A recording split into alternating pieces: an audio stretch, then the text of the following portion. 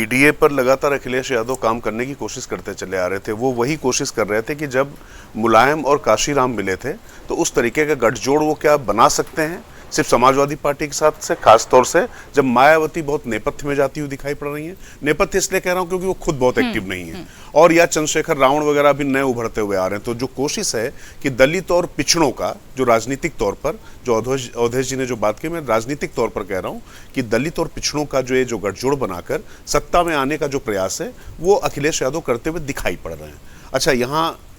अभी पंचायत चुनाव है ही, बिहार का चुनाव भी है, और ये आप मानकर चलिए कि खासतौर से उत्तर प्रदेश और बिहार के जब चुनाव होते हैं तो दोनों राज्यों में जब कुछ भी कोई गतिविधि होती है तो एक जगह का फर्क दूसरी जगह पड़ता ही पड़ता है।